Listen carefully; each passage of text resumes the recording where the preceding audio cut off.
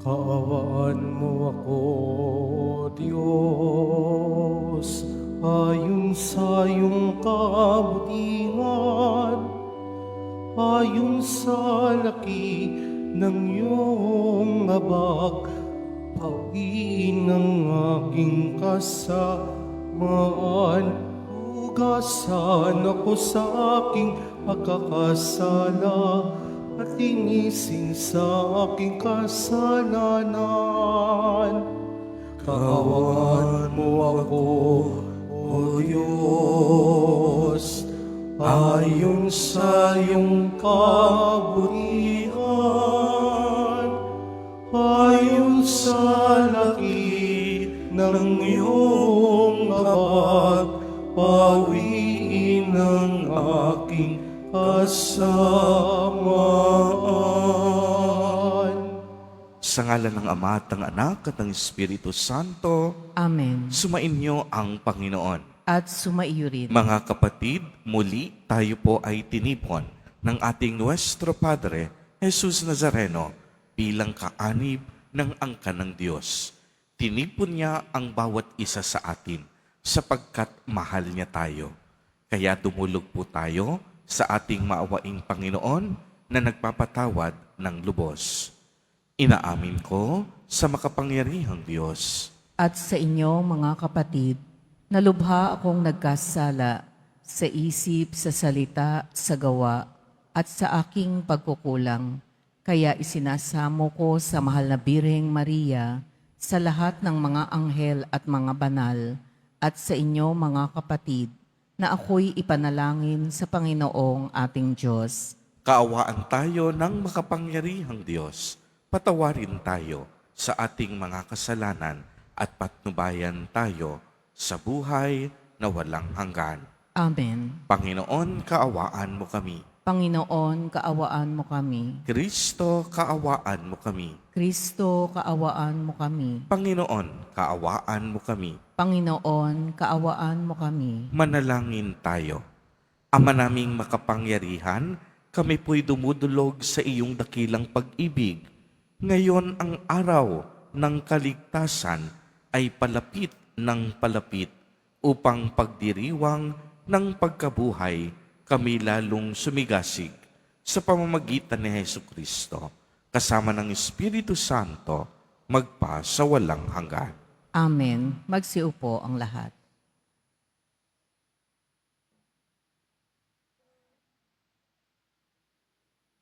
Pagbasa mula sa aklat ni Propeta Jeremias. Sinasabi ng Panginoon, inutusan ko ang mga tao na sumunod sa akin upang sila maging aking bayan at ako naman ang Diyos nila.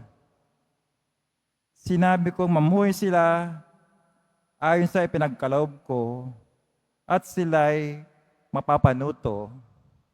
Ngunit hindi sila tumalima. Ayaw nilang makinig sa akin. Sa halip, ginawa nila ang balang maibigan at lubusang nagpakasama sa halip na magpakabuti. Mula nang lumabas sa Ehipto ang iyong mga ninuno hanggang sa araw na ito, patuloy akong nagsugo ng aking mga alipin, ang mga propeta, subalit hindi niyo sila pinakinggan ni pinahalagahan. Nagmatigas kayo at masahol pa ang ginawa ninyo kaysa ginawa ng inyong mga ninuno. Jeremias, sasabihin mo ang lahat ng ito sa kanila, subalit hindi sila makikinig sa iyo. Tatawagin mo sila, ngunit hindi ka nila papansinin. Kaya ganito ang sabihin mo sa kanila, narito ang bansang ayaw makinig sa tinig ng Panginoon kanilang Diyos, at ayaw ituwid ang kanilang landas. Naglaho na sa kanila ang katotohanan, at di man lamang nababanggit.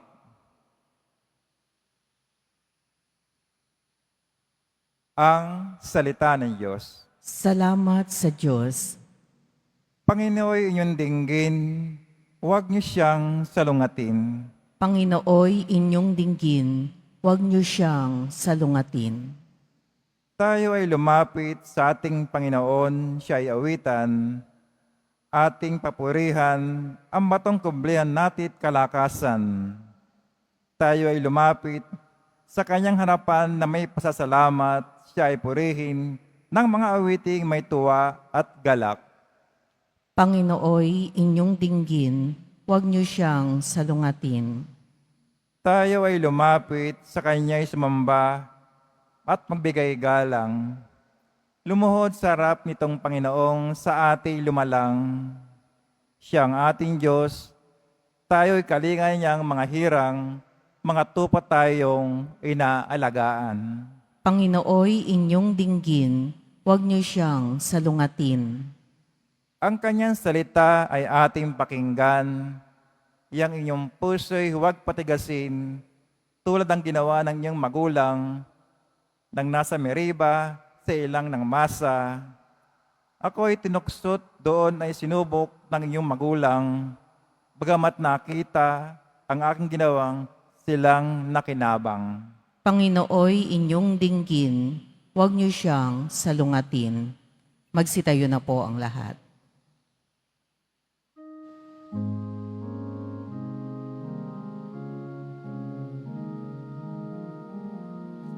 Nagpupuri kami sa'yo, Panginoong Jesucristo. Nagpupuri kami sa'yo, Panginoong Jesucristo. Magsisi tayong mataos, halinang magbalik loob sa mapagpatawad na Diyos. Sa Kanya tayo'y tumulog at manumbalik na lubos. Nagpupuri kami sa'yo, Panginoong Jesucristo. Sumainyo ang Panginoon. At sumaiyo rin. Ang mabuting balita ng Panginoon ayon kay San Lucas. Papuri sa iyo, Panginoon. Noong panahong iyon, pinalayas ni Jesus ang isang demonyo sa hinang pagkapipi ng isang lalaki. At ito'y nakapagsalita na mula noon. Nang gilalas ang mga tao, ngunit may ilan sa kanila ang nagsabi, si Beelzebul na prinsipe ng mga demonyo ang nagbigay sa kanya ng kapangyarihang magpalayas ng mga demonyo. May iba namang nais siyang subukin, kaya't nagsabi, magpakita ka ng kababalaghang magpapakilala na ang Diyos ay sumasa iyo. Ngunit batid ni Jesus ang kanilang iniisip, kaya't sinabi sa kanila, babagsak ang bawat kahariang nahahati sa magkakalabang pangkat at mawawasak ang mga bahay roon kung maghimagsik si Satanas laban sa kaniyang sarili. Paano mananatili ang kaniyang kaharian? Sinabi ninyong nagpapalayas ako ng mga demonyo sapagkat binigyan ako ni Beelzebul ng kapangyarihang ito? Kung ako'y nagpapalayas ng mga demonyo sa pamamagitan ni Beelzebul, sino naman ang nagbigay ng kapangyarihang sa inyong maging tagasunod na makagawa ng gayon? Sila na rin ang nagpapatunay na maling-mali kayo.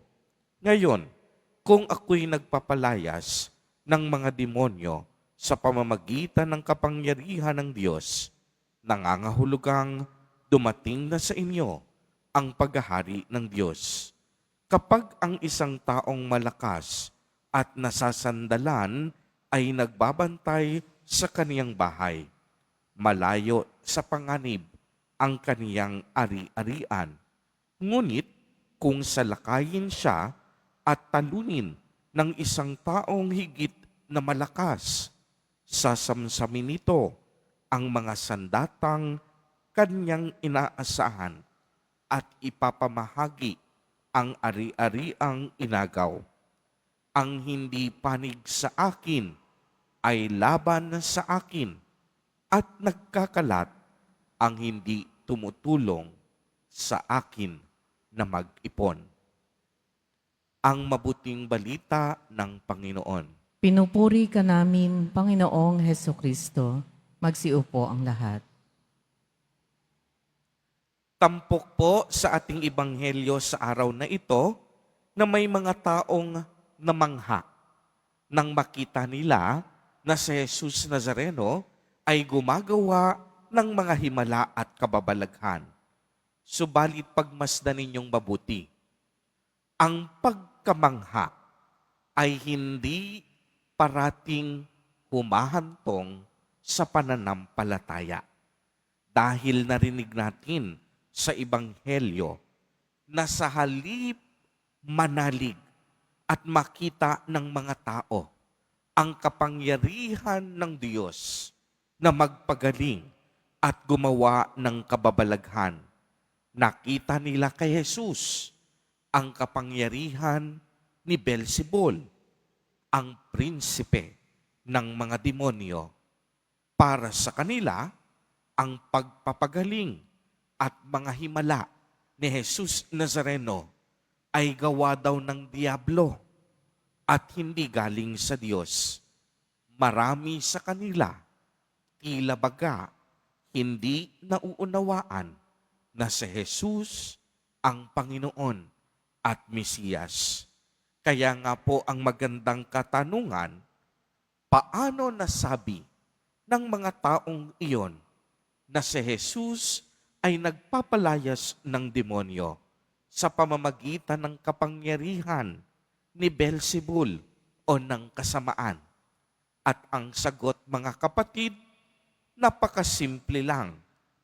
Dahil sa kanilang inggit at dahil sa katigasan ng kanilang mga puso, alam po natin na galit at hinanakit ang nagahari sa mga puso ng mga eskriba. Si Jesus Nazareno, kahit anong oras, kahit anong pagkakataon, nakakagawa ng mga himala at kababalaghan at gawaing pangmisyon o mga ministeryo ni Jesus.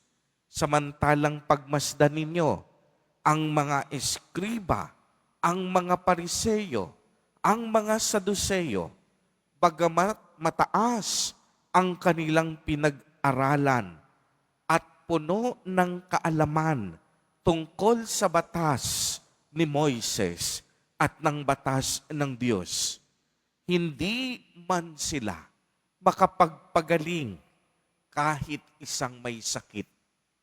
Hindi sila makagawa kahit isang kababalaghan.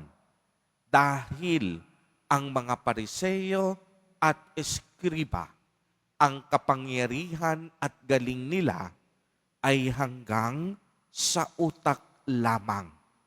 Ngunit kulang na kulang sa pananampalataya. Totoong-totoo nga na ang lahat ng tukso at problemang ito, madali tayong malito sa kung ano talaga ang mahalaga. Dahil napakaraming pang-aakit ng kasamaan ang bumabagabag sa atin. Patuloy tayong tinutukso ng demonyo na mag-isip ng masama laban sa kapwa. Patuloy tayong tinutukso ng kasamaan na mainggit sa tagumpay ng ibang tao. Patuloy tayong hinihimok ng kasamaan na huwag maging mabuti at hilahin ang ating kapatid pababa. Alam po ninyo, isang mabisang panlaban sa kasamaan ay ang ating panalangin at pagdedebosyon. Ang isang taong madasalin at isang taong malakas ang pananampalataya sa Diyos, hindi agad nagagapi at natutukso ng kasamaan. Dahil nga, malakas ang kaniyang pananalig sa Diyos. Kaya nga kung gusto nating mapaglabanan ang iba't ibang tukso ng kasamaan, simple lang din ang kasagutan. Parati tayong magdasal, kagaya ng ginagawa ni Jesus Nazareno. Lagi tayong magsimba ng buong puso at palalimin natin ang ating debosyon sa Kanya. Sa ganitong paraan, magkakaroon tayo ng lakas ng loob upang pagtagumpayan ang pang-aakit ng demonyo at ng mga tuksong humihila sa atin pababa sa impyerno. Mga kapatid kay Kristo, hindi natin makakayanang mag-isa na harapin ang mga tukso. Kailangan natin ng grasya at awa ng Diyos. Kaya makipagtulungan tayo sa pamamagitan ng ating palagiang pagdadasal at ng ating debosyon. Amen. Nagsitayo po ang lahat.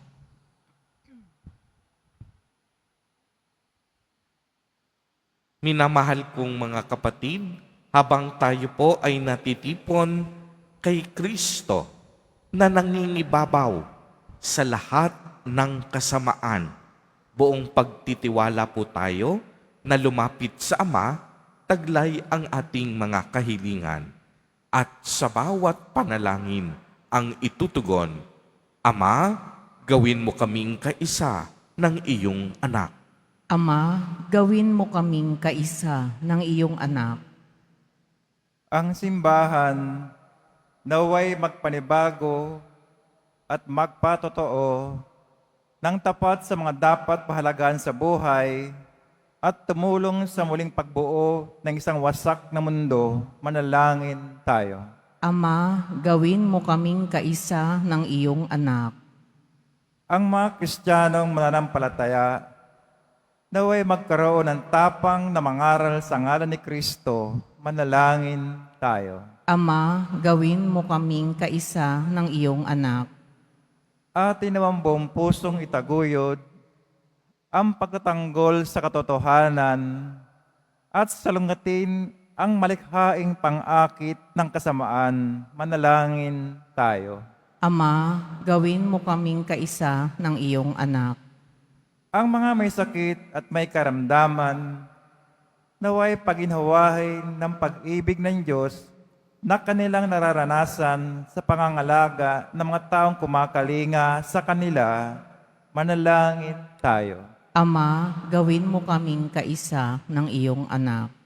Ang mga namayapa, naway tanggapin sa kaganapan ng kaharian ng Diyos. Manalangin tayo. Ama, gawin mo kaming kaisa ng iyong anak.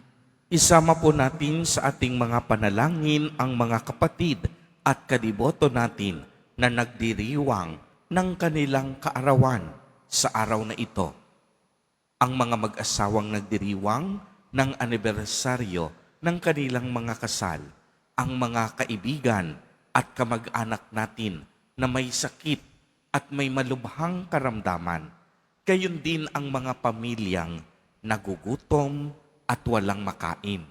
Naway ingatan, patnubayan at basbasan silang lagi ni Jesus Nazareno.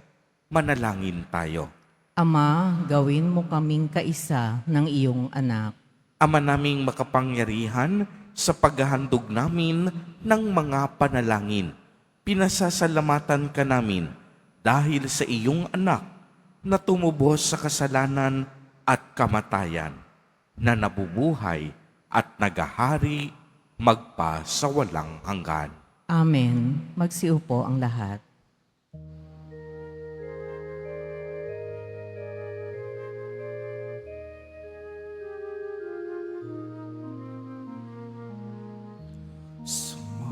Sumasamo kami sa'yo, marapatin yaring alay. Panginoon, tanggapin mo itong alak at tinapay. Sa'yo po naming handog, buong puso't pag-iisip. Hilayo mo sa panganin at kukupin sa pag-ibig. Magsitayo po ang lahat. Manalangin kayo mga kapatid upang ang paghahain natin ay kalugdan ng Diyos amang makapangyarihan. Tanggapin nawa ng Panginoon itong paghahain sa iyong mga kamay, sa kapurihan niya at karangalan, sa ating kapakinabangan at sa buong sambayanan niyang banal. Ama naming lumikha upang iyong kalugdan ang aming mga alay.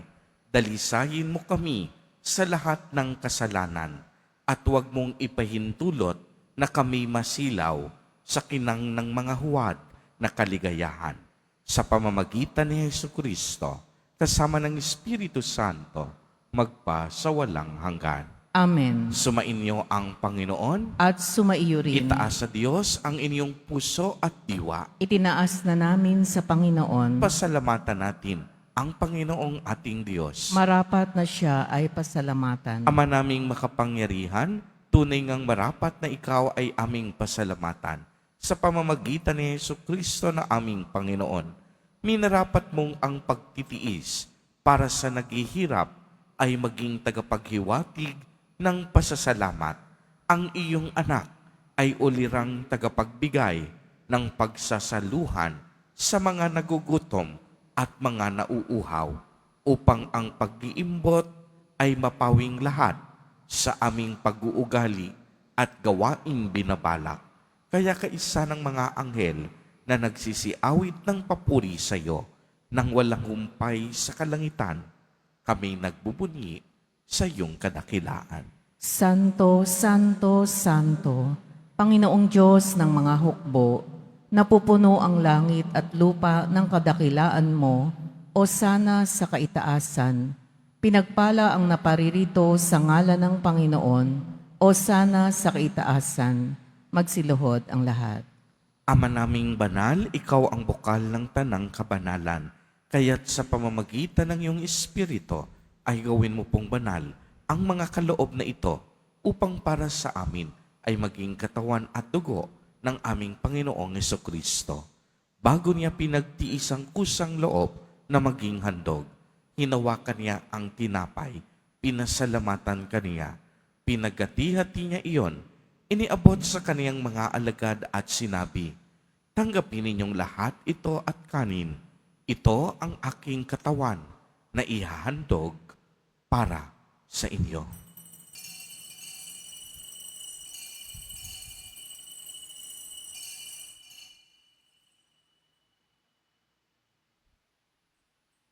Gayon din naman noong matapos ang hapunan, hinawakan niya ang kalis, muli kanyang pinasalamatan. Iniabot niya ang kalis sa kaniyang mga alagad at sinabi, "Tanggapin ninyong lahat ito at inumin. Ito ang kalis ng aking dugo, ng bago at walang hanggang tipan, ang aking dugo na ibubuhos para sa inyo at para sa lahat sa ikapagpapatawad ng mga kasalanan. Gawin ninyo ito sa pag-alaala sa akin."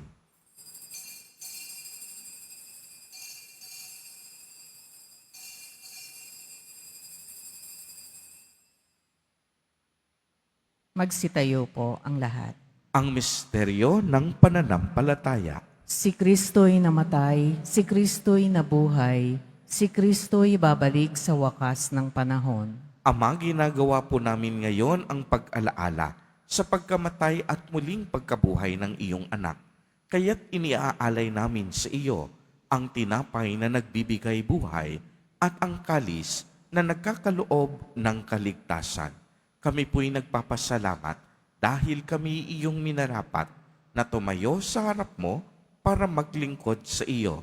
Isinasamo namin na kaming magsasalo-salo sa katawan at dugo ni Kristo ay mabuklod sa pagkakaisa sa pamamagitan ng Espiritu Santo. Ama, lingapin mo ang iyong simbahang laganap sa buong daigdig. Puspusin mo kami sa pag-ibig kay isa ni Francisco na aming Santo Papa at ni Jose na aming Obispo at ng Tanang Kaparian. Alalahanin mo rin ang mga kapatid naming nahimlay nang may pag-asang sila'y muling mabubuhay, gayon din ang lahat ng mga pumanaw. Kaawaan mo po sila at patuloyin sa iyong kaliwanagan. Kaawaan mo at pagindapatin kaming lahat na makasalo sa iyong buhay na walang wakas, kaisa ng mahal na Birheng Maria na ina ng Diyos, ng kabiyak ng puso niyang si San Jose, kaisa ng mga apostol at ng lahat ng mga banal na namuhay dito sa daigdig ng kalugod-lugod sa iyo. Maipagdiwang nawa namin ang pagpupuri sa ikararangal mo sa pamamagitan ng iyong anak na aming Panginoong Hesukristo. Sa pamamagitan ni Kristo, kasama niya at sa Kanya, ang lahat ng parangal at papuri ay sa iyo, Diyos amang makapangyarihan, kasama ng Espiritu Santo, magpa sa walang hanggan. Amen. Sa tagubili ng mga nakagagaling na utos at turo ni Jesus na Panginoon natin at Diyos, ipahayag po natin ng lakas loob. Ama namin, sumasalangit ka. Sambahin ang ngalan mo, mapasa amin ang kaharian mo, sundin ang loob mo dito sa lupa para nang sa langit. Bigyan mo kami ngayon ng aming kakanin sa araw-araw at patawarin mo kami sa aming mga sala para nang pagpapatawad namin sa nagkakasala sa amin at huwag mo kaming ipahintulot sa tukso at iadya mo kami sa lahat ng masama. Hinihiling namin na kami iadya sa lahat ng masama, pagkalooban ng kapayapaan araw-araw, iligtas sa kasalanan, at ilayo sa lahat ng kapahamakan, samantalang aming pinananabikan ang dakilang araw ng pagpapahayag ng tagapagligtas naming si Hesukristo. Sapagkat iyo ang kaharian at ang kapangyarihan at ang kapurihan magpakailanman. Amen. Panginoong Hesukristo, sinabi mo sa iyong mga apostol, kapayapaan ang iniiwan ko sa inyo, ang aking kapayapaan ang ibinibigay ko sa inyo. Tunghayan mo ang aming pananampalataya at huwag ang aming mga pagkakasala. Pagkalooban mo po kami ng kapayapaan at pagkakaisa ayon sa iyong kalooban, kasama ng Espiritu Santo, magpa sa walang hanggan. Amen. Ang kapayapaan ng Panginoon ay laging sumainyo. At sumaiyo rin. Magbigayan po tayo ng kapayapaan sa isa't isa.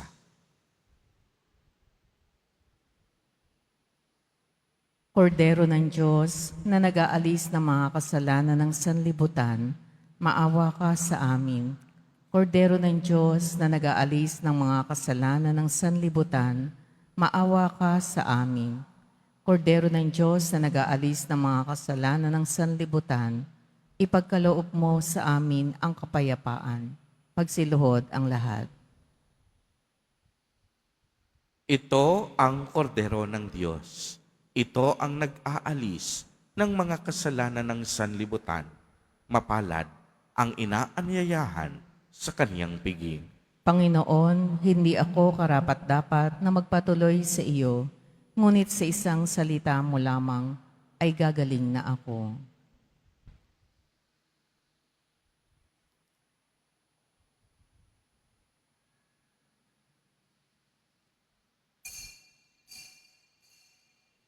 Para sa lahat ng tatanggap ng banal na komunyon, sasagot po tayo ng Amen. Pagkasabi ng pari o ng lay minister ng katawan ni Kristo at isubo agad sa bibig bago umalis sa harapan ng pari o lay minister. Sumunod po tayo.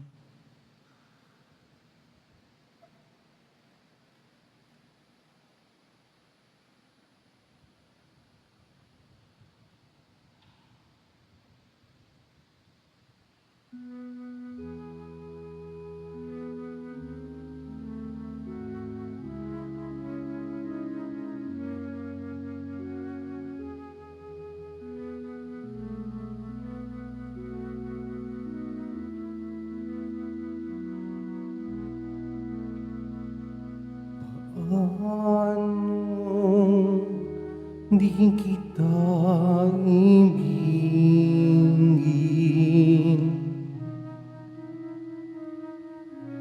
Paano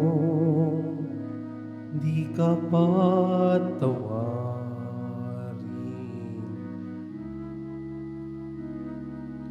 Bago man isilang sa lupa, ika'y akin nang inarga.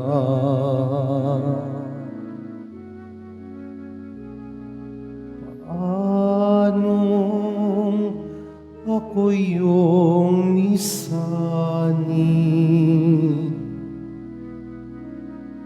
Paanong ako yung limutin? Gayon man po't papawiin ang iyong pagbabalik, hihintayin sa bawat pagtawag ko sa'yo, sa bawat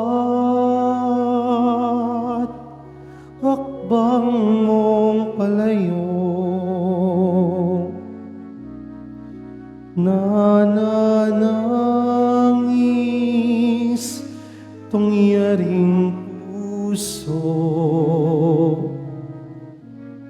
hangad pa rin ang piling mo.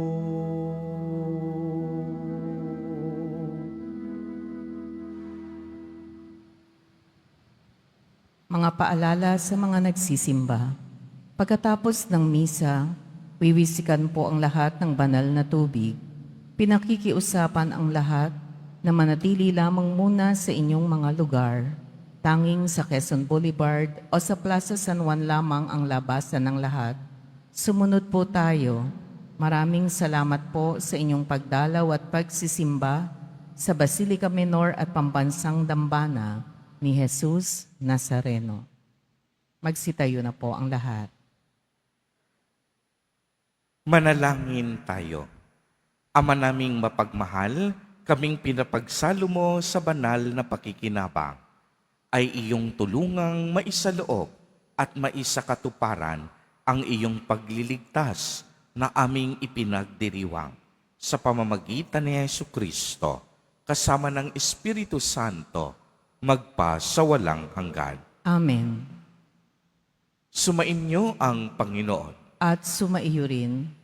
Mahal na Poong Jesus Nazareno, inihayag mo sa pamamagitan ng krus ang walang maliw na pag-ibig ng Diyos sa sangkatauhan. Pakinggan mo ang kahilingan, lalo na para sa mga nangangailangan ng iyong tulong at awa. Makamtanawa namin ang iyong kasagutan na may utang na loob na tinatanaw. Basbasan din po ninyo ang mga imahen at dasalan upang lalo kaming manalangin at magtiwala. Sa pamamagitan ng bendisyon na ito, naway lalo kaming maging mapaglingkod, masunurin at tapat sa iyo na aming maluwalhating Panginoon, magpa sa walang hanggan. Amen. At pagpalain po kayong lahat at ng inyong buong pamilya ng makapangyarihang Diyos, Ama, Anak, at Espiritu Santo. Amen. Humayo kayong taglay ang pag-ibig at kapayapaan ng Poong Jesus Nazareno. Salamat sa Diyos.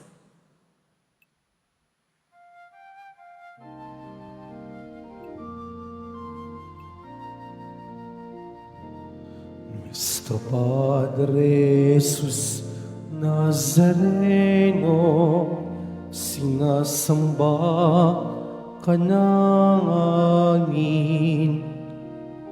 pinipinto ka namin, aral mo ang aming buhay at kaligtasan. Nuestro Padre Jesus Nazareno, iligtas mo kami sa kasalanan. Ang krus mong kinamatayan ay sagisag ng aming kaligtasan.